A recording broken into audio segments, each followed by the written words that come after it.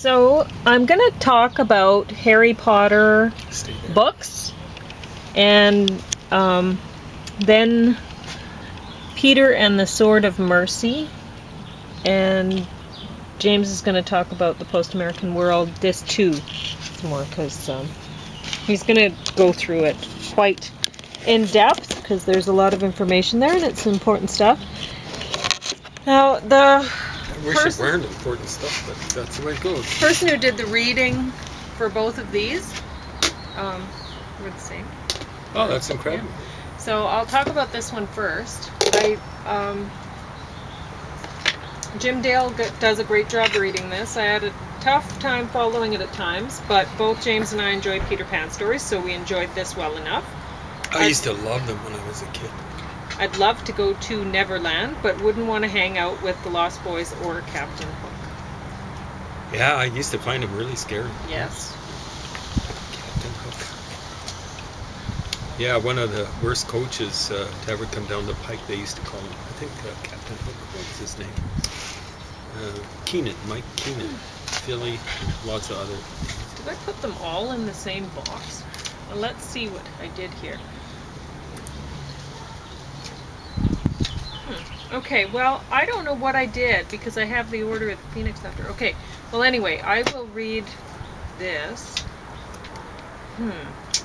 Harry Potter and the Sorcerer's Stone by J.K. Rowling. I can see why this was popular. It took me this long to go through the Harry Potter stuff. I'd watched the movies, but... Had we watched all of them? Okay. Probably. Several of them. But I hadn't bothered to read the stuff yet, and I'd got these from a library book sale a long time ago, and I've been meaning to go through it. But you don't have to apologize. I go through a lot of stuff. Yeah, So finally I was like, well, I want to see why this stuff was popular, and I can understand it.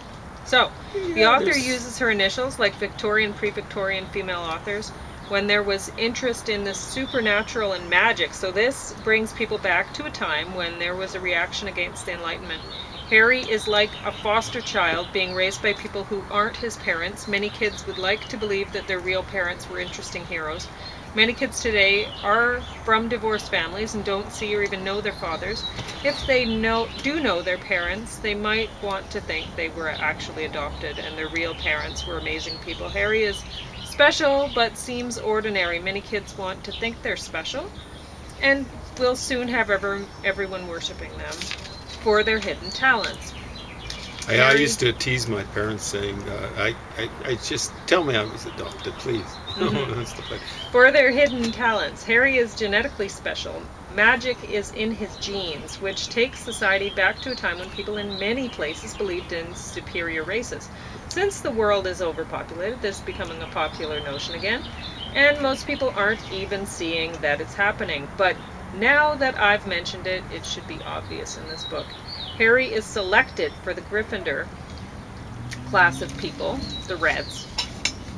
There's a selection of types of sorcerers in this very elitist private school. Hufflepuffs are loyal and like to work, Greens. Oh, Greens, yeah. Ravensclaw are smart and inventive, Blues. Slytherin will find ways to win at any means, Yellows.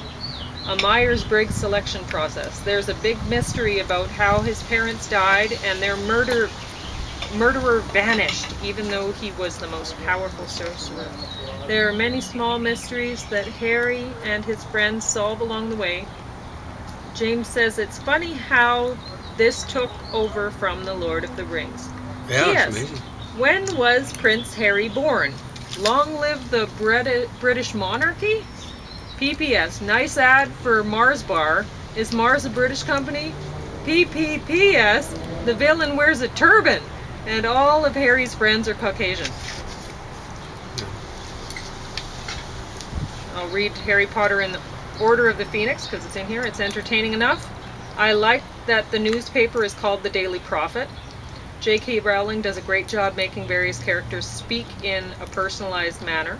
When certain characters are speaking, you know it is them without being told it is so. The narrator is excellent and just adds to that.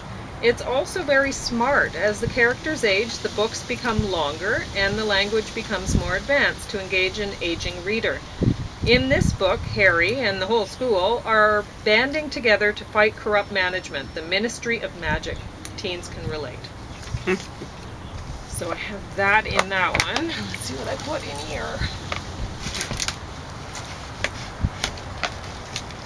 Harry Potter and the Chamber of Secrets is entertaining. We learn that Harry is meant to be a Slytherin, yellow, but didn't want to be. So he has chosen to take the path of a Gryffindor, a red.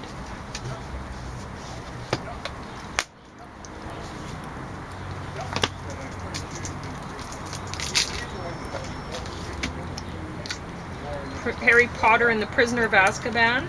James is impressed with the reader, as am I. The story was interesting enough, giving the reader more info about Harry's parents' death.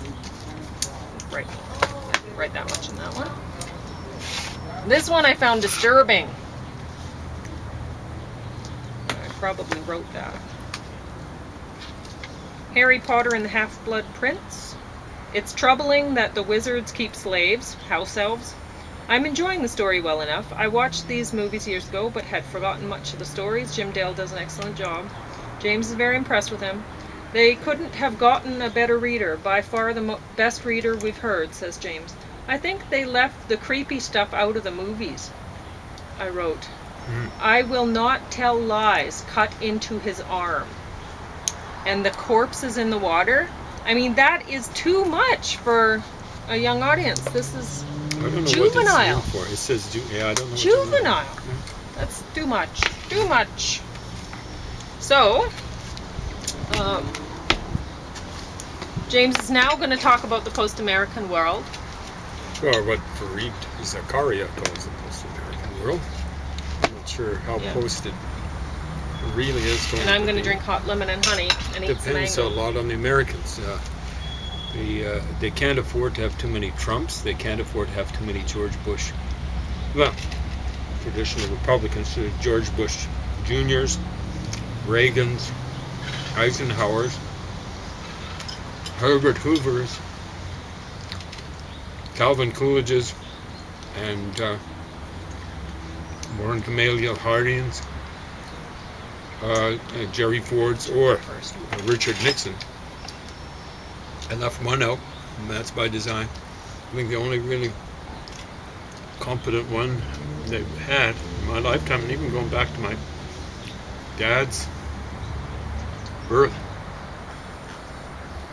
he's over 98 years old, is been George Bush Sr., and he didn't know how to handle the economy very well. I thought he did a pretty good job with foreign policy. I didn't think it at the time, but we're reviewing it. He wasn't almost like a lifetime member of the CIA for nothing. I kind of knew what was happening. Unlike some of the lower members of the CIA, like Howard Hunt. So, one of the things I want to mention, I should have mentioned it at first, this is Fareed Zakaria keeps on talking about the West. All right, let's get this straight, Fareed. Anyone else out there? When we talk about the West, we're really talking about the West. The thing that made the West so powerful was it took ideas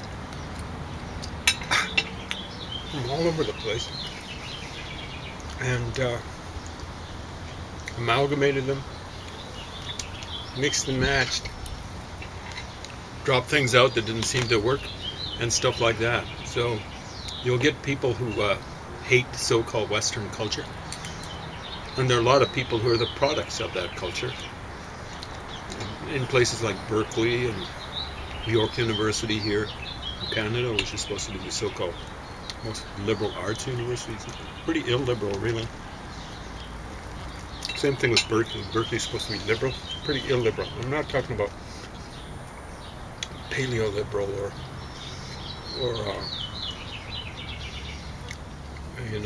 the old early capitalist idea that Adam Smith said. So it's not very liberal to be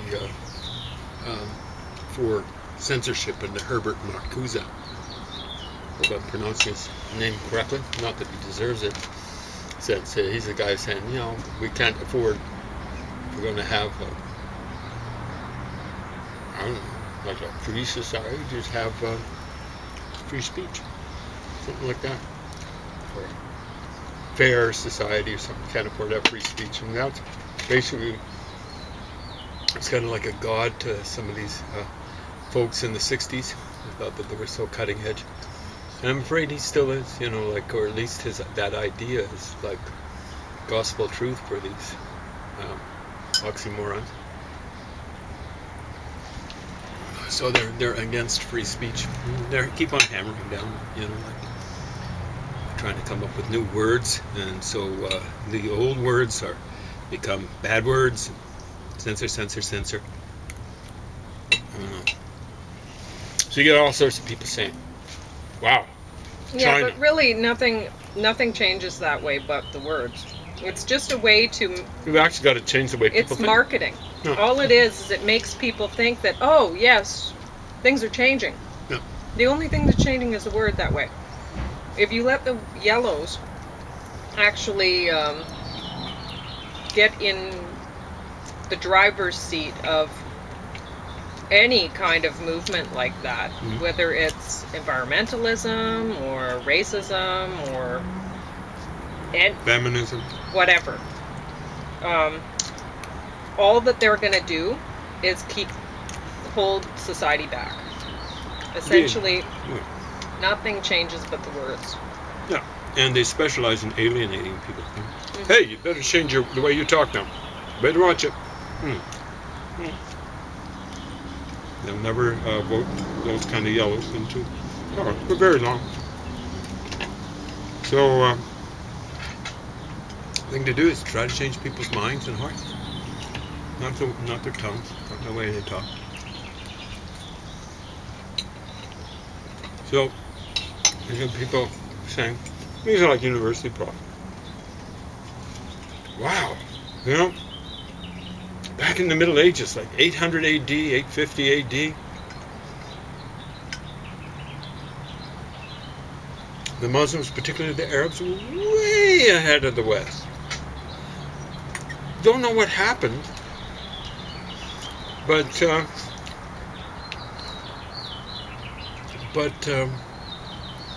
somehow or another the West caught up. Well, it's the rest caught up, okay? So, the thing the Muslims did, right after Muhammad died, Umar, who was his second successor, Khalifa, or we call it Caliph,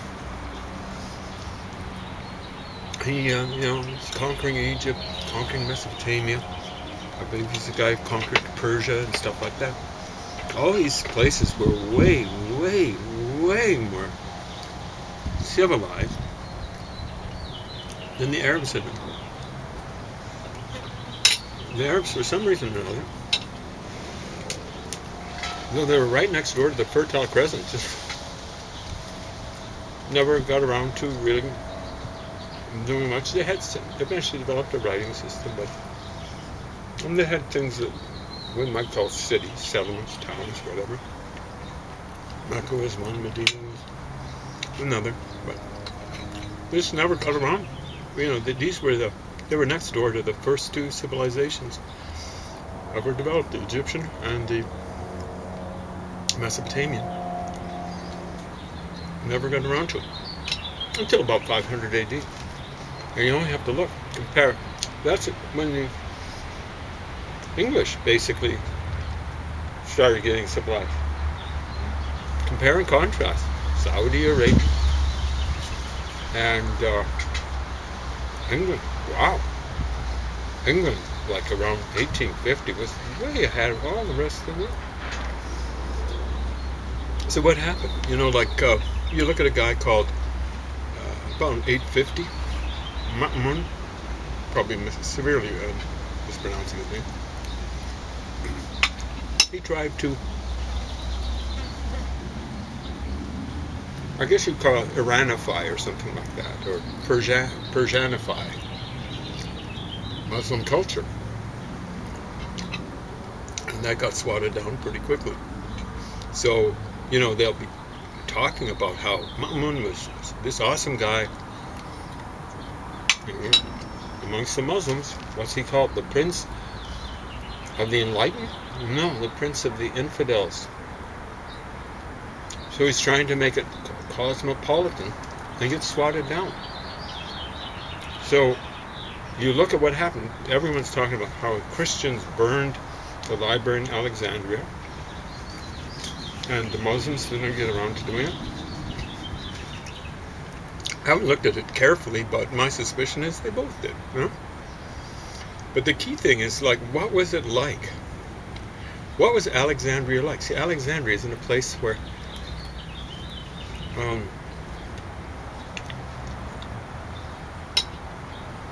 one of the two places where civilization was first developed, writing and maybe the beginnings of science and stuff like that, learning, book learning. The other being Mesopotamia. So I'm talking about Egypt. And when the Romans, who were pretty, well, the Greeks took over. And the Greeks made, like Alexandria is founded by Alexander the Great. Greek taking over. And Alexandria kept on going. Fact is, during the Hellenistic age, which came after Alexander's death, Greek culture gravitated to Alexandria. It gravitated to Alexandria. It became the center for Greek culture. So the Greeks didn't crush it.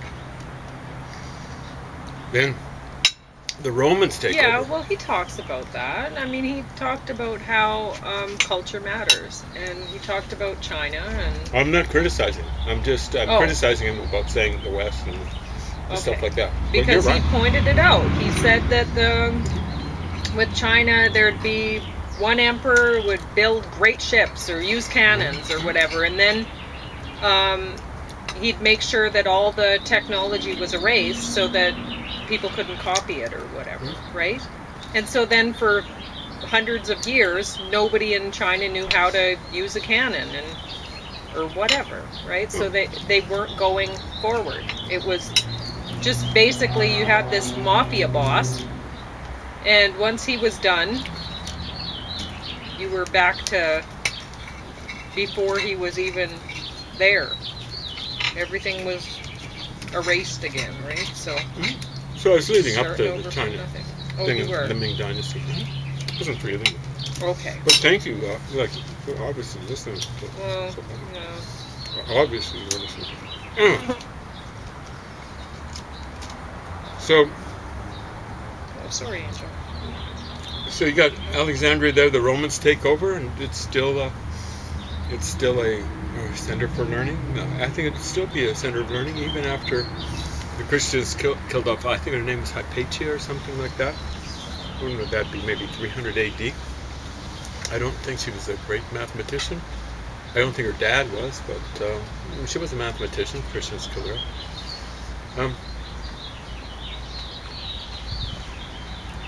So like if you come from a culture that's done not very good things, by times, either to other cultures or their own culture, you've got to recognize it. So, I was raised in a Christian culture. I got to recognize that nasty things were done. Hypatia, the library at Alexandria. The library at Alexandria would have been reconstituted. Would have got burned by the Muslims. The Muslims burned lots and lots of libraries when they, for example, hit India. I gather Ujjain, which is kind of in central west India, they sacked the observatory there, burned the library, I guess several times. I won't say multiple times. I don't want to overstate the case. I do know that I ran into one guy from Gujarat. I won't say he's unreliable or reliable. So as he said, there was one temple, I believe in Gujarat, that the Muslims destroyed 16 times. The Spaniards did some awful things in Mexico in terms of, burning up codices and stuff like that. People have got to recognize it. or whatever culture they come from, when they've done bad things. And it's, when you destroy um, other people's stuff or your own people's stuff, you're not just hurting them, you're hurting yourselves. Like when I talk your own people, like minorities or something like that, you're hurting yourselves by limiting knowledge. So it's no wonder what happened in the Middle East, like particularly with Egypt. It's just crushed by like Bertrand Russell actually said it. It's very soon. He's trying to explain Bolshevism, as he calls it, and he says this is an era of. I don't think of Bertrand Russell as being a particularly benighted person or anything like that. He saw through Bolshevism, or communism, as we might call it nowadays. Marxism is what they tend to prefer to call themselves now. But Marxist. He just says, he didn't use the term totalitarian, but he might as well have. And he said, the closest thing to it is Islam. Okay, so it's it tends to the belief systems, at least in their fundamentalist form, tend to be very not very tolerant of opinions that differ with their own. Well, they've hung on to some things like math. Who have? The Russians? What? Who has hung on to something? Oh, were you talking about the Russians? I was talking about I was talking about communists and what Bertrand Russell said. He's comparing communism with Bolshevism with Islam. Yeah. Okay, I thought you were talking about Islam. I'm talking about both. Okay. So I wanted to point out that communism is most people would see it as being a white innovation, and Islam as being innovation done by people of color. I don't see, like really Marx, his ancestors came from the Middle East. He was Jewish.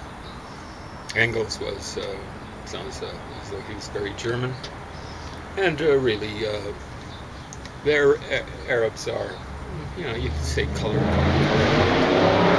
They're I think considered Caucasians, like looking at so-called races and stuff like that. They're just next door to where the Jews came from and stuff like that. So don't start pulling that color card, the race color card on me. I should make it clear again. From some of the research that one of the members of my family's been doing, it looks as though I'm part indigenous American, part African American, part South Asian, and I don't care whether that South Asian is Muslim or Hindu or Dalit or whatever. I don't care. I'm proud of that background. It could be shared or whatever. I'm proud of all that background. Okay? I'm proud of my Scottish background. I'm proud of my, I guess it would be Presbyterian background and stuff like that. I've got to recognize when Presbyterians, for example, get a little bit over the top, like in South Africa. Presbyterians, Dutch Reformed Church or Christian Reformed Church or whatever they prefer to call that themselves, But one of the things he does talk about, and he basically gets it right. I've had, I read, what was it called? 1421 or something like that by, what's his name, Menzies? Gavin Menzies maybe, and a long time ago, and I said, one of those guys writing about China and the Ming Dynasty was saying, hey, they made it as far as Nova Scotia, and I'm going, yeah, that's right. But I've run across at least one person who's very enthused about that basic thesis built on that, which is if the Chinese had just kept on with their trading argosies between, I believe it's 1406 and 1433, 1405, 1433, they would have taken over the world, the way the Western Europeans did. Okay. I don't care how far they went. Did they have the means of doing that? Now, could they have taken over Africa? Well, not right away, because they would have had to get quinine. So that means they would have had to take them from the New World and got it, because that's where quinine comes from. Otherwise, they would have been susceptible to malaria. See, it isn't going to work out. You know, the Europeans didn't get into Africa in a serious, bad way until they could use quinine to get over the malaria. So when did that start to happen? It's a long time after the Ming Dynasty, maybe like 400 years or so, or even more.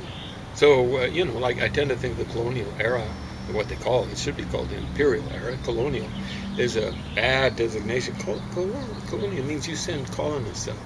So it was a colonial here in Canada and the United States and in Australia and in New Zealand and in Quebec here in Canada and stuff like that. But you know, like in Africa, there are very few places. South Africa is an exception. Kenya's another one where Europeans wanted to settle, you know, or could settle because of malaria and stuff like that. So, you know, there's very little colonialism in India itself. You know, very, very little settlement by the so-called colonial power, like England and Portugal and powers. There's a little bit, France owned a little bit there, even after they were beaten by the English about, when was that, 1763. So that's even down to 1947, if I'm not mistaken. So, you know, like you look at the Ming Dynasty, yeah, they had sent big ships out. Yeah, that's great. That's brilliant. They sent big ships out. And you know, Farid Zakaria talks about them lowering the boom on some guy in Sumatra. Sumatra's just around the corner from China. Come on. I'm not talking about Farid Zakaria. I'm talking about the people saying they could have conquered the world. It's just around the corner, for Pete's sake. And then lowering the boom on maybe one individual or something like that, or a few in Sri Lanka. Basically, that's just around the corner. And ultimately, I think most people agree they made it to the west coast of Africa. It's just around the corner. This is after 1400 AD. The Romans coming from the other way. Now, presumably, they weren't coming all the way from Rome, but maybe they were coming from Egypt, the Red Sea. Well, you see, they went the other way. Apparently, they went and got it into the South China Sea.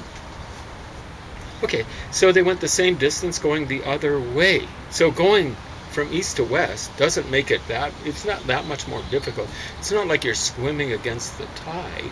So the Romans go this way, and the Chinese come the same distance the other way. You know, maybe not quite as far, actually. What's the problem? Well, you know, this is why we memorize dates. We're not sure exactly when the Romans did it, but I presume it was near the height of the Roman Empire, 100 AD.